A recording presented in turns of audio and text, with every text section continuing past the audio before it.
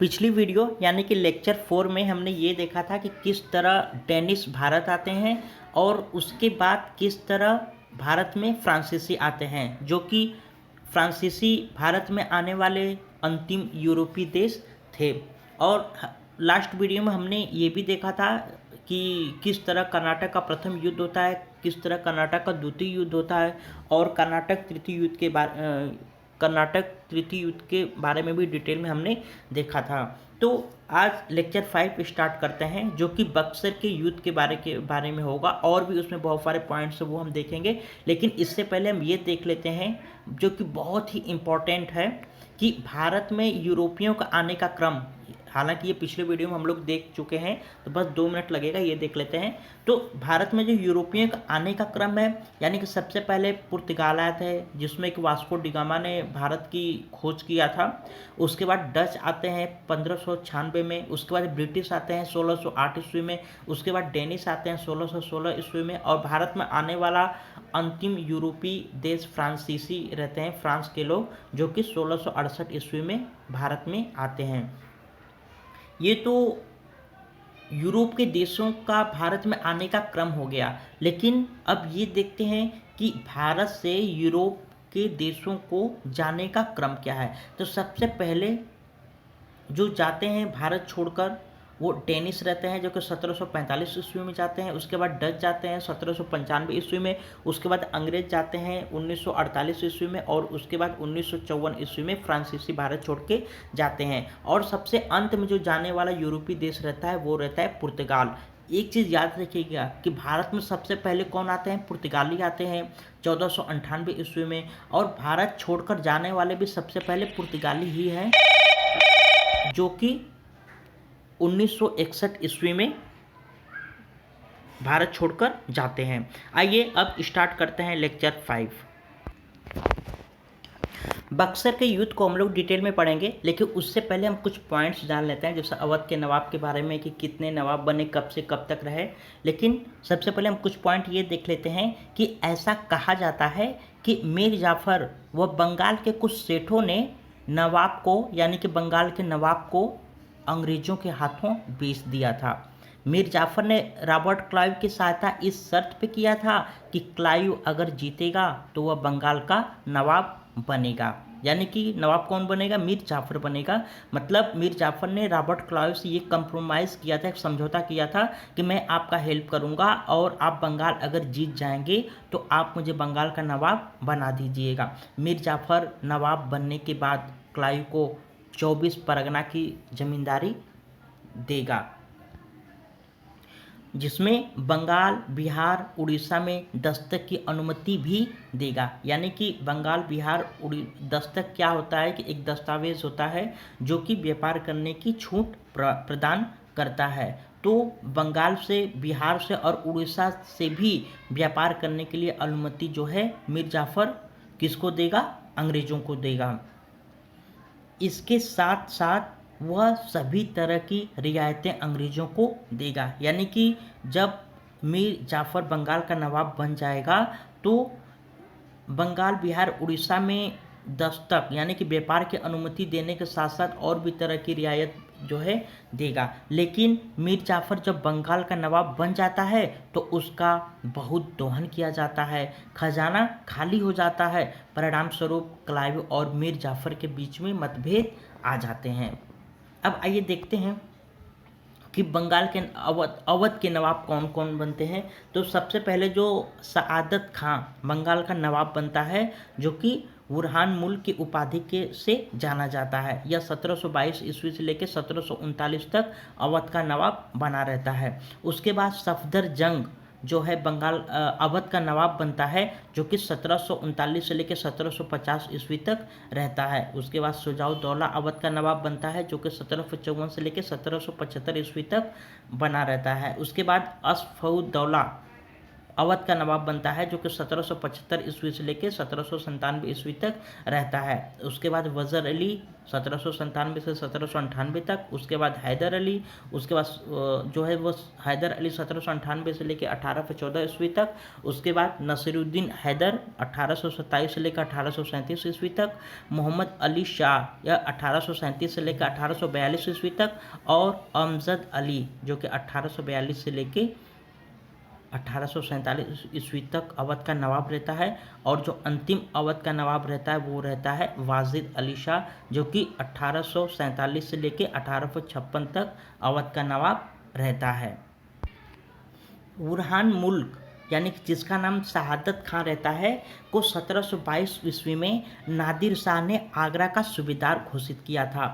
वह सिर्फ दिखाने के लिए मुगलों के अंडर में शासन करता था, लेकिन अंदर ही अंदर वह खुद को स्वतंत्र घोषित कर लिया था।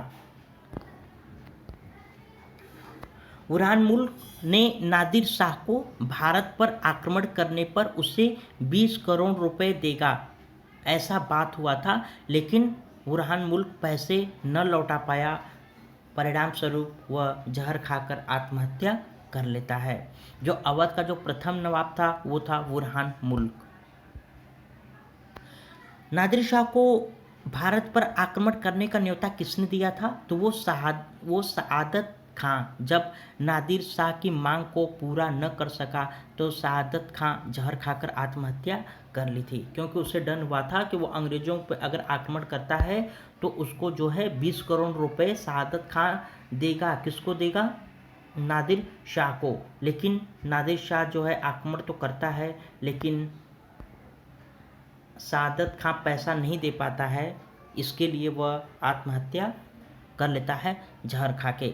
इसके बाद जो अवध का नवाब बनता है वो सफदर जंग रहता है, जो कि अवध का दूसरा नवाब बनता है। इसके बाद 1754 ईस्वी में शुजाउद्दौला अवध का नवाब बनता है, जो बक्सर के युद्ध में अंग्रेजों के विपक्ष था। यानी शुजाउद्दौला जो है बक्सर के युद्ध में अंग्रेजों के खिलाफ लड़ा था तथा पानीपत के युद्ध में अंग्रेजों के समर्थन में था, क्योंकि शुजाउद्दौला के ही शासनकाल में 1761 में पानीपत का तृतीय युद्ध हुआ था। शुजाउद्दौला जब अवध का नवाब बनता है तो उस समय अवध की राजधानी फैजाबाद थी। फैजाबाद में ही शुजाउद्दौला ने अपनी पत्नी बहू बेगम के मकबरे का निर्माण किया था, और उस मकबरे का नाम था बहू बेगम मकबरा। बहू बेगम मकबरा फैजाबाद की सबसे ऊंची इमारत भी है। फैजाबाद ये उत्तर प्रदेश में आता है। अब इसका नाम बदल के अयोध्या कर दिया गया है। और 1773 ईस्वी में जब बनारस की संधि हुई तो उस समय गवर्नर जनरल वारेन हेस्टिंग था। बनारस संधि के अनुसार शुजाउद्दौला को इलाहाबाद तथा काड़ा मात्र 50 लाख रुपए में अंग्रेजों को भेजना पड़ जाता है। पानीपत तथा बक्सर युद्ध शुजाउद्दौला के शासन काल में ही हुआ था। आलमगीर द्वितीय के मृत्यु के बाद शाह आलम द्वितीय ने खुद को मुग़ल बादशाह घोषित कर लिया। इसका शाह आलम द्वितीय का जो दूसरा नाम था वो अली गौहर नाम था। उसका मेन नाम अली गौहर ही था, लेकिन बाद में उसने शाह आलम द्वितीय के नाम से उसको जाना जाता था। इमामुद्दौल मुल्क जो वज़ीर था आलमगीर द्वितीय का, तो आलमगीर द्वितीय उसके हाथ का कठपुतली था। इमामुद्दौल मुल्क गुटबाजी करके शाह आलम द्वितीय को दिल्ली में प्रवेश करने नहीं दिया था। उस समय शाह आलम द्वितीय को जो शरण दिया था वह था शुजाउद्दौला। यही कारण है कि जब 1772 ईस्वी में शाह आलम द्वितीय दिल्ली की गद्दी पर बैठता है तो उसने शुजाउद्दौला को अपना वजीर नियुक्त किया था। शुजाउद्दौला को कौन सा मुग़ल बादशाह अपना वजीर नियुक्त किया था, अक्सर एग्जाम में से पूछा जाता है, तो वह है शाह आलम द्वितीय। यानी कि शाह आलम द्वितीय ने शुजाउद्दौला को अब जो है मुग़ल बादशाह बनने के बाद शुजाउद्दौला को जो है वजीर नियुक्त किया था। अब जो अगले अवध के नवाब बनते हैं वो अशरफुद्दौला था, जो कि 1775 से लेकर 1797 ईस्वी तक रहता है। इसने अवध की राजधानी को फैजाबाद के स्थान पर लखनऊ को बनाया था, अर्थात असफउद्दौला ने ही अवध की राजधानी फैजाबाद से लखनऊ स्थानांतरित किया था। असफउद्दौला ने 1784 ईस्वी में इमामबाड़ा का निर्माण कराया था, जिसमें एक भी पिलर नहीं था। बिना अक्सर एग्जाम्स में पूछे जाते हैं कि बिना पिलर पर बनी हुई जो लखनऊ में इमारत है वह कौन सी है, तो वो है इमामबाड़ा। मुहर्रम का त्यौहार मनाने के लिए इसने इमामबाड़ा का निर्माण कराया था। मोहम्मद अली शाह ने 1838 ईस्वी में छोटे इमामबाड़ा का निर्माण कराया था और वाजिद अली के शासनकाल में अवध का विलय अंग्रेजी साम्राज्य में हो गया था। अब देखते हैं कि अवध का अंग्रेजी साम्राज्य में विलय होने का कारण क्या रहता है। 1856 में भारत का गवर्नर जनरल लॉर्ड डलहौजी था। 1854 में एक अंग्रेज जेम्स आउट्रम ने अपनी रिपोर्ट प्रस्तुत की कि अवध का अंग्रेजी साम्राज्य में विलय होना चाहिए। उसका कारण था कुशासन जो है, यानी कि कुशासन का आरोप लगाकर जो है यह कहा गया कि अवध में अच्छे से शासन नहीं हो रहा है, वहाँ पे कुशासन है, इसके लिए जो है अवध को अंग्रेजी साम्राज्य में मिला लिया जाए। और कुछ पॉइंट्स है, किस राज्य का विलय अंग्रेजी साम्राज्य में कुशासन का आरोप लगाकर किया गया था, तो वह था साम्राज्य अवध। और ये किसकी सिफारिश पे किया गया था, किसके रिपोर्ट प्रस्तुत करने पे हुआ था, तो वो था जेम्स आउट्रम। अब आइए डिटेल में देखते हैं बक्सर युद्ध के बारे में, जो कि 22 अक्टूबर 1764 ईस्वी में हुआ था। इसमें क्या हुआ था कि सिराजुद्दौला की हत्या मीर जाफर के पुत्र मीर मीरन के कहने पर मोहम्मद अली बेग ने की थी। इसके बारे में हम लोग पहले भी पढ़ चुके हैं। सिराजुद्दौला की मृत्यु के बाद बंगाल का जो नवाब बनता है वो मीर जाफर रहता है, जो कि 1757 से लेकर 1760 ईस्वी तक रहता है। चूँकि मीर जाफर क्लाइव के सहायता से बंगाल का नवाब बना था, अतः इसने अंग्रेजों को वो सारी सुविधाएं दी जो अंग्रेज पहले से तय था। यानी कि मीर जाफर ने क्लाइव की सहायता इसलिए किया था कि वह मीर जाफर को बंगाल का नवाब बनाएगा, और हुआ ऐसा ही।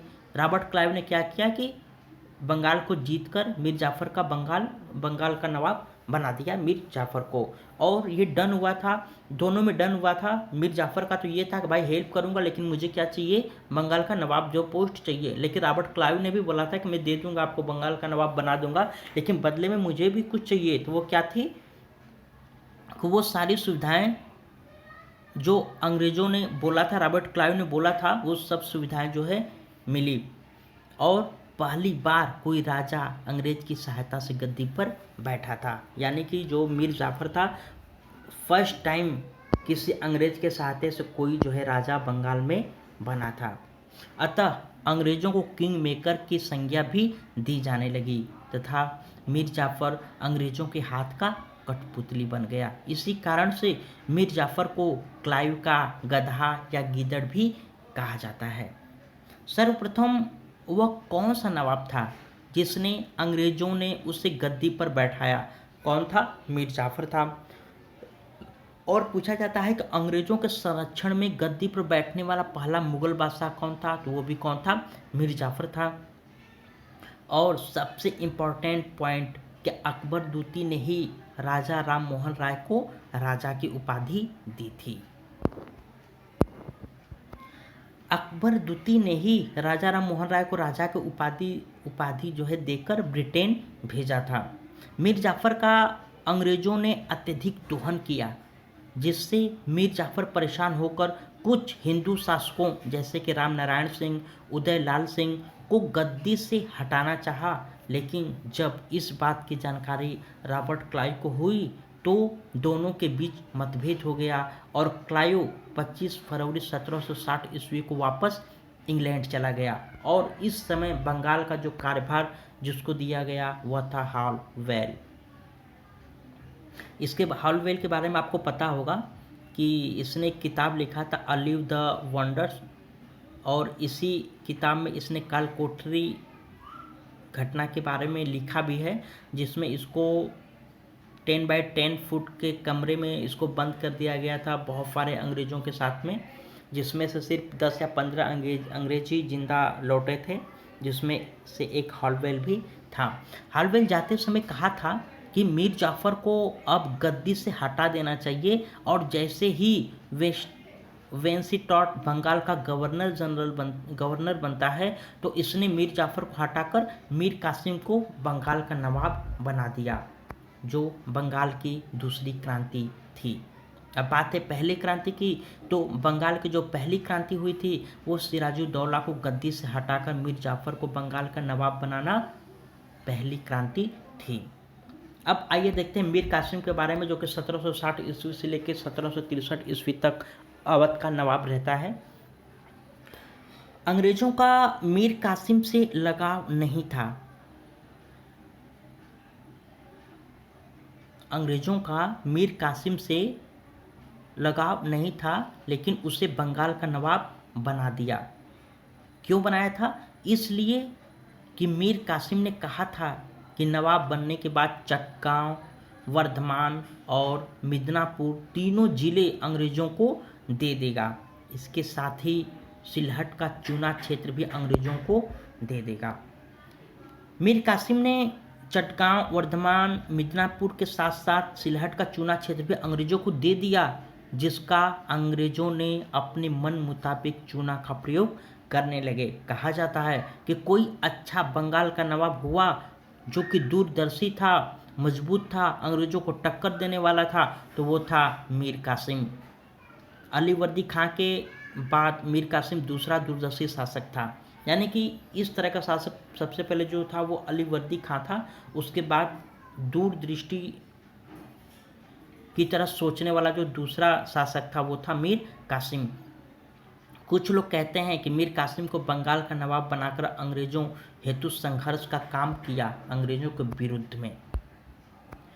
मीर कासिम जब अंग्रेज़ों को नीति को समझते हुए, यानी कि जब मीर कासिम अंग्रेज़ों की नीति को समझ जाता है तो खुद को स्वतंत्र करने का प्रयास करता है तथा अपने सैनिकों को यूरोप में सैन्य प्रशिक्षण देना शुरू कर देता है तथा अपनी राजधानी मुर्शिदाबाद से मुंगेर कर दिया।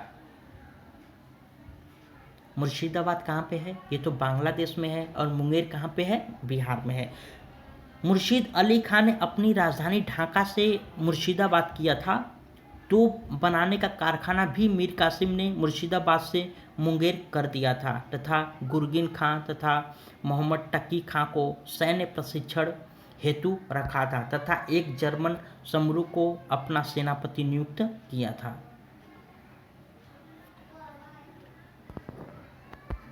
जब मीर कासिम को पता चलता है कि अंग्रेज दस्तक का गलत प्रयोग कर रहे हैं, तो इसने 2 साल के लिए दस्तक को समाप्त कर दिया। इसने सभी प्रकार के चुंगी कर तथा व्यापार कर को भी समाप्त कर दिया, जिससे अंग्रेज नाराज हो गए। चुंगी कर प्लस दस्तक की समाप्ति कब हुई थी? 1763 ईस्वी में हुआ था। और पुनः मीर जाफ़र को बंगाल की गद्दी पर बैठा दिया गया, मीर कासिम को हटाकर। यानी कि अंग्रेज़ों ने क्या किया कि मीर कासिम को हटाकर जो है मीर जाफ़र को गद्दी पर बैठा दिया। और मीर कासिम क्या करता है, वहाँ से भाग जाता है और अवध के नवाब शुजाउद्दौला के पास गया। इसी समय शाह आलम द्वितीय भी शुजाउद्दौला के शरण में था, क्योंकि इमादुल-मुल्क की गुटबाजी की वजह से शाह आलम द्वितीय दिल्ली में प्रवेश नहीं कर पाया था। अंततः क्या होता है कि ये तीनों मिलते हैं, अंग्रेज़ों के विरुद्ध प्लान बनाते हैं। कौन तीनों? मीर कासिम, शुजाउद्दौला और शाह आलम द्वितीय की संयुक्त सेना जो है 22 अक्टूबर 1764 ईस्वी में बक्सर के मैदान में हेक्टर मुनरो से अंग्रेज़ों से युद्ध होती है, जिसमें इस युद्ध में जो है मुनरो की विजय होती है, यानी कि अंग्रेज जो है जीत जाते हैं। यानी कि बक्सर युद्ध में एक तरफ अंग्रेज थे जिसका नेतृत्व हेक्टर मुनरो ने किया था। और जो दूसरी तरफ थे वो 3 राजा थे, मीर कासिम था, शुजाउद्दौला था, शाह आलम द्वितीय था। इन तीनों की संयुक्त सेना मिलकर भी जो है अंग्रेज़ों की सेना जिसका नेतृत्व हेक्टर मुनरो कर रहा था, नहीं हारा पाए ये लोग। इसलिए कहा जाता है कि भारत में अंग्रेज़ों की जो पूर्ण रूप से उपनिवेशवाद की स्थापना हुई तो वह बक्सर के युद्ध से माना जाता है, न कि प्लासी के युद्ध से। तथा इस विजय के बाद अंग्रेज़ों की पूर्ण शक्ति का पता चला। यही युद्ध बक्सर का युद्ध कहलाता है। बक्सर के युद्ध के बाद इलाहाबाद की 2 संधि हुई थी। इलाहाबाद की जो प्रथम संधि हुई थी वो 12 अगस्त 1765 ईस्वी में हुआ था। रॉबर्ट क्लाइव वापस बंगाल का गवर्नर के रूप में आता है और इसी के शासनकाल में इलाहाबाद की वो संधि हुई थी। रॉबर्ट क्लाइव ने ही शुजाउद्दौला तथा शाह आलम द्वितीय के साथ 2 संधि की थी और मीर कासिम क्या करता है कि ये भागकर दिल्ली चला जाता है। इलाहाबाद की जो प्रथम संधि हुई थी 12 अगस्त 1765 ईस्वी में अंग्रेज रॉबर्ट क्लाइव तथा मुगल बादशाह शाह आलम द्वितीय के बीच हुआ था 12 अगस्त 1765 में इलाहाबाद की संधि, जिसमें और इस संधि में शाह आलम द्वितीय को बंगाल, बिहार, उड़ीसा की दीवानी अंग्रेजों को देना पड़ा तथा अंग्रेजों ने जनता को दिखावे हेतु इलाहाबाद व कड़ा मुगल बादशाह शाह आलम द्वितीय को दे दिया गया, क्योंकि भारत का सबसे बड़ा राजा उस समय जो है मुगल बादशाह होता था।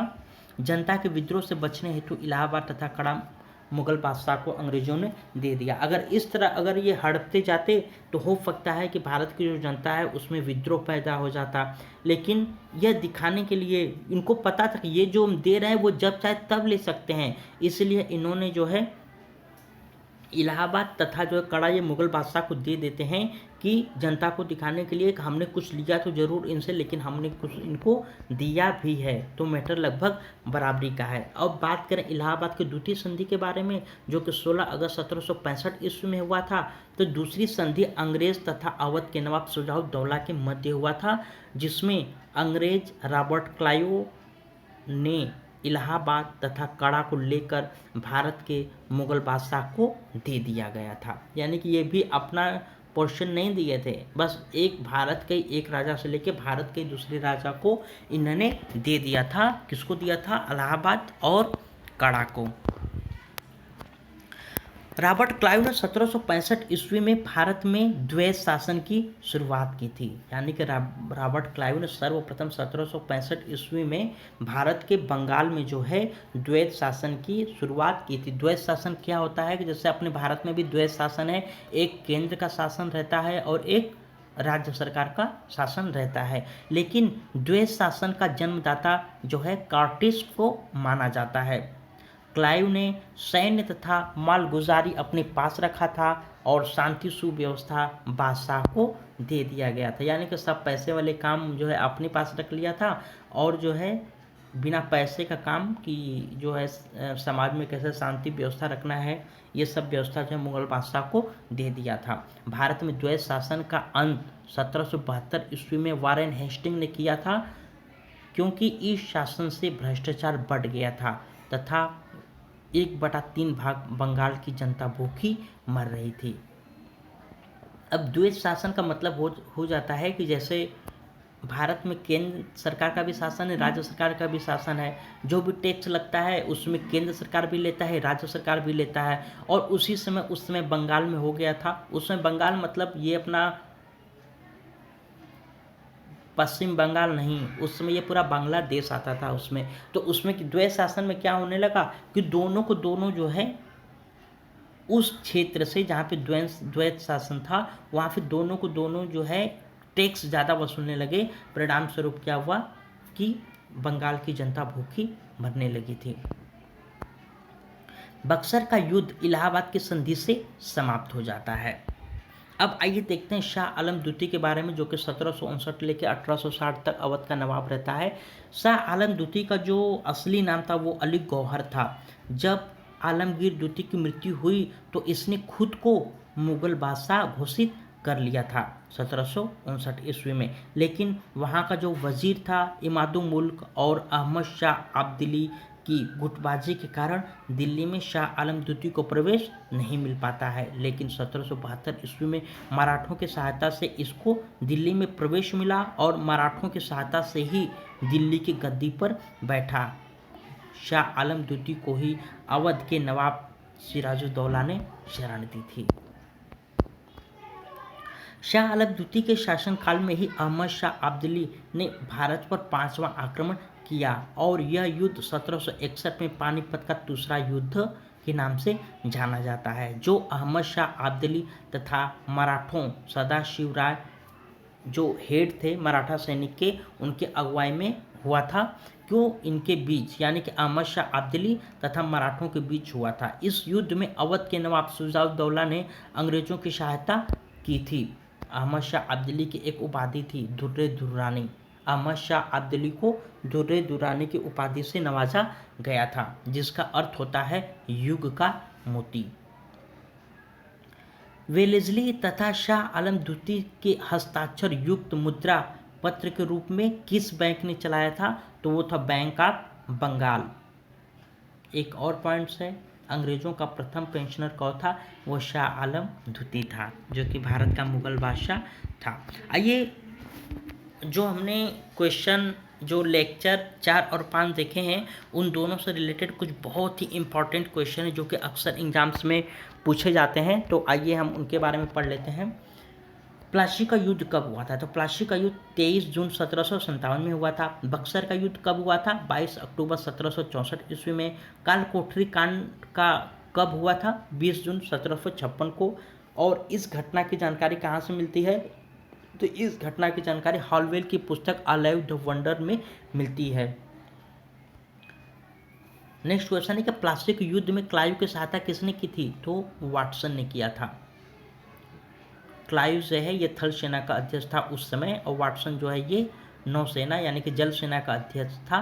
तो ये दोनों मिलकर जो है वो युद्ध लड़े थे। अलीनगर की संधि कब हुई थी? तो 9 फरवरी 1757 ईस्वी में हुआ था सिराजुद्दौला तथा रॉबर्ट क्लाइव के बीच में। प्लासी किस जिले में है? तो प्लासी जो है बंगाल के नदिया जिले में भागीरथी नदी के किनारे स्थित है। प्लासी के युद्ध में कौन पराजित हुआ था? तो प्लासी के युद्ध में सिराजुद्दौला पराजित हुआ था। प्लासी के युद्ध के समय बंगाल का सेठ कौन था? तो प्लासी के युद्ध के समय बंगाल का जो सेठ था वो जगत सेठ था। अंग्रेजों के संरक्षण में गद्दी पर बैठने वाला पहला मुगल बादशाह कौन था? तो वो अकबर द्वितीय था। यानी कि अंग्रेजों के संरक्षण में गद्दी पर बैठने वाला जो प्रथम मुगल बादशाह, बंगाल का नवाब नहीं, मुगल बादशाह जो था वो था अकबर द्वितीय।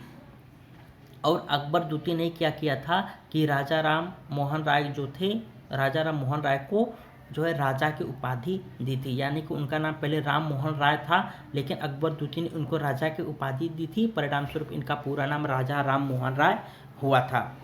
और इन्होंने, राजा अकबर द्वितीय ने जो है अपने पेंशन की बात चलाने के लिए अंग्रेजों से जो है इन्होंने राजा की उपाधि देकर राजा राम मोहन राय को पेंशन से जुड़ी हुई वार्ता के लिए ब्रिटेन भेजा था। 23 जून 1757 को भारत के मध्यकालीन युग का अंत हो जाता है और आधुनिक युग का शुभारंभ हो गया। यह वाक्य किसने कहा था? यह वाक्य यदुनाथ ठाकुर ने कहा था। प्रथम क्रांति की संज्ञा किसे दी गई है? तो प्रथम क्रांति की जो संज्ञा है वो सिराजुद्दौला को गद्दी से हटाकर मीर जाफर को गद्दी पर बैठाना था। खिजरी नामक कर वसूलने वाला कौन शासक था? तो वो मीर कासिम था। खिजरी कर मीर कासिम अंग्रेजी अधिकारियों से वसूलता था। यानी कि जो खिजरी कर था वो मीर कासिम जो है अंग्रेजों अधिकारियों से वसूलता था, क्योंकि ये किसी तरह चाहता था कि अंग्रेज यहाँ से चले जाएं, क्योंकि ये एक दूरदर्शी शासक था। बंगाल में द्वैत शासन की शुरुआत किसने किया था? तो 1765 ईस्वी में रॉबर्ट क्लाइव ने द्वैत शासन की शुरुआत बंगाल में किया था।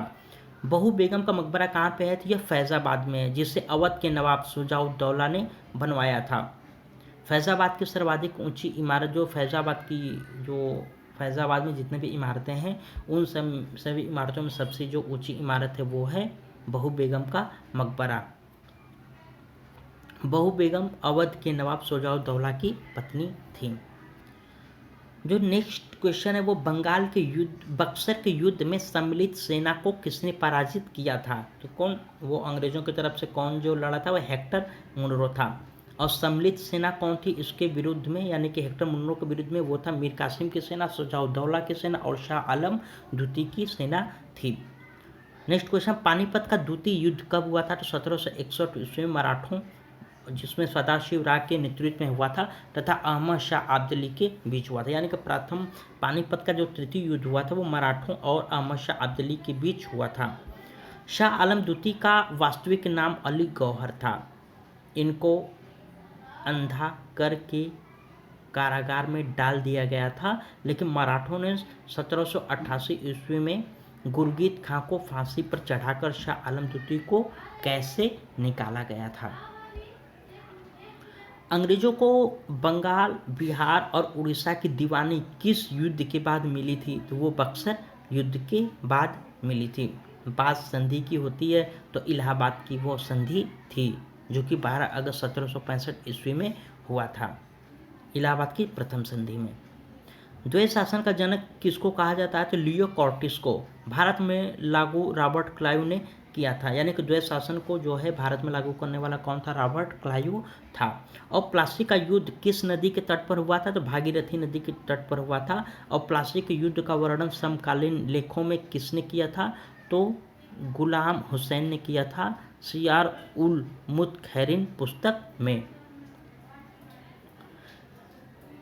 नेक्स्ट क्वेश्चन है, समरू का वास्तविक नाम क्या था? तो समरू का जो वास्तविक नाम था वो वाल्टर रेनहार्ड था। मीर कासिम का सेनापति था, जो कि कहाँ का रहने वाला था?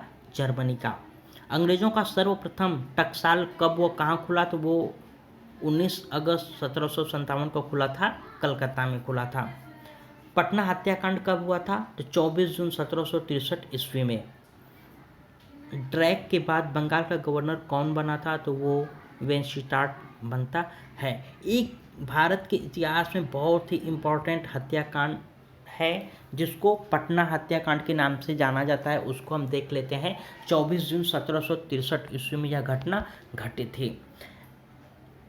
पटना हत्याकांड क्या था कि कलकत्ता के काउंसिल ने एलिस को पटना पर कब्जा करने हेतु भेजा और एलिस ने पटना पर कब्जा कर लिया, लेकिन बिहार में मुर्शिदाबाद से मुंगेर को अपनी राजधानी मीर कासिम ने की थी।